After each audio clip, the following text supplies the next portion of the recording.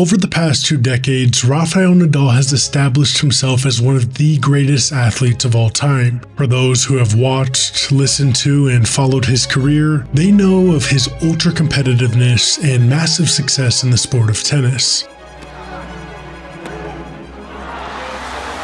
Then Rafa.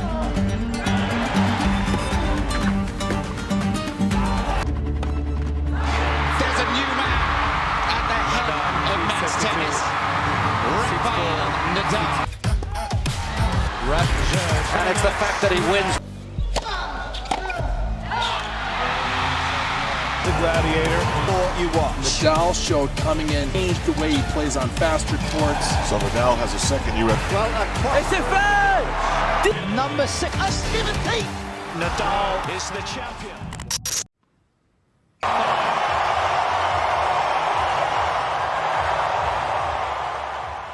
After 2 years of trying everything to heal his injured hip and return to the tour, the 38-year-old Spaniard accepted that it was his time. He described this as a challenging period and expressed that he no longer wanted to play with limitations. The final chapter of Nadal's career was challenging, but at his retirement, it's just a footnote, a small part of a dominant and hugely successful career. His earlier years were marked by one of the most remarkable displays of brilliance in tennis, or really in any sport. Since turning professional at 15 years old in 2001, Nadal has spent 2,543 hours and 15 minutes on the court across 1,307 ATP Tour matches, winning 1,080 of them. He claimed his first career title in 2004 on a clay court in a small city in northern Poland, before rising to fame the next season.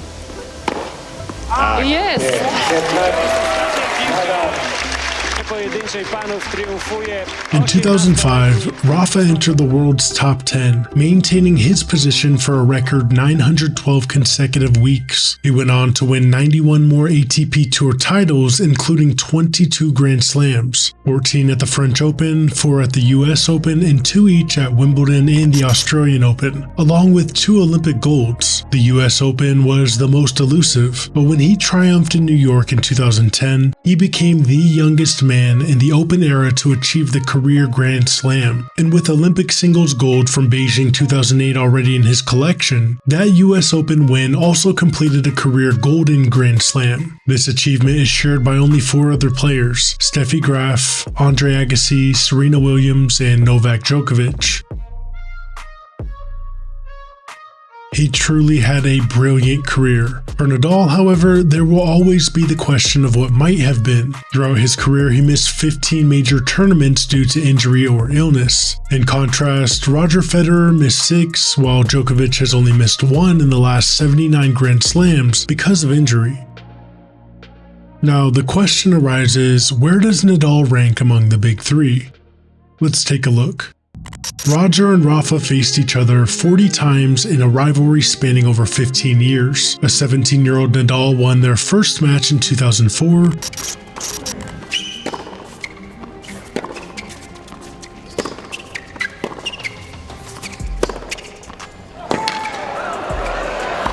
done it! While a 37-year-old Federer claimed victory in their last encounter at Wimbledon in 2019.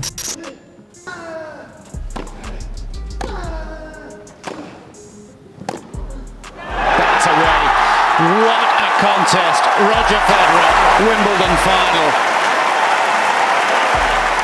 This legendary rivalry was characterized by mutual friendship and respect off the court, and a clash of styles on it. Nadal, known for his powerful left-handed forehand and fiery celebrations, ended Federer's 5-year winning streak at Wimbledon in the 2008 final, often considered the greatest match ever. Meanwhile, Roger, renowned for his graceful movement, elegant one-handed backhand, and calm demeanor, was unable to defeat Nadal at his favored slam. Rafa won all 6 of their meetings at Roland Garros. Now, with Roger Federer and now Rafael Nadal retired, Novak Djokovic will be the last member of the Big Three remaining. By winning Olympic singles gold in Paris this summer, the Serbian has matched and exceeded Nadal's achievements. Djokovic holds 2 more Grand Slam titles than Nadal and is pursuing his 25th to claim the all-time record for most major singles titles by any player, currently shared with Margaret Court. If not for Nadal, Djokovic might have already secured that accolade. Despite Djokovic's 31-29 winning record against Nadal, he lost him 5 of their 9 Grand Slam final encounters, Rafa overall getting the upper hand on the bigger stages.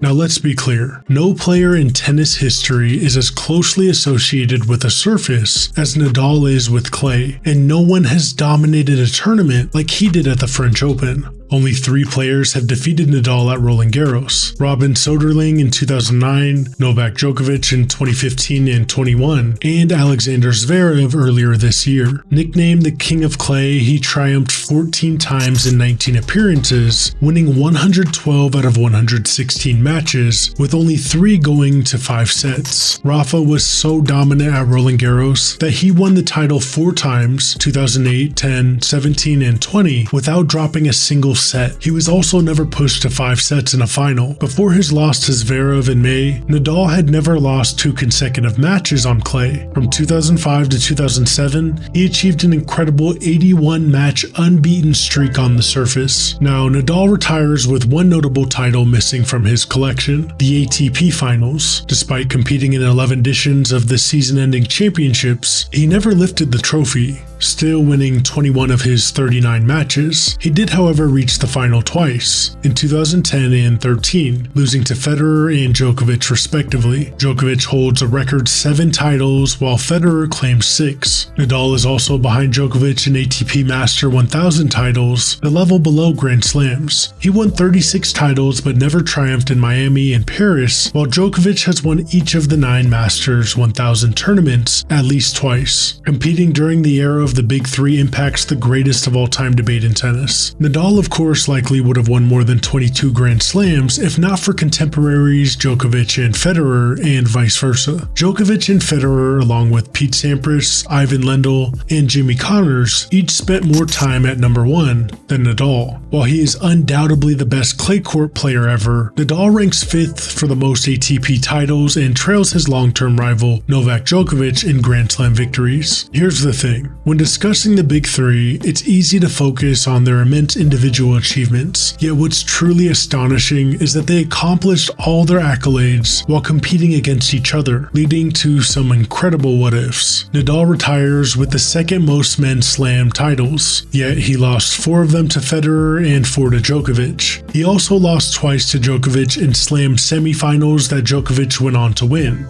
Their need to defeat each other elevated their games. It's intriguing to imagine what their totals might have been if even one of them didn't exist in the sport at the time they did.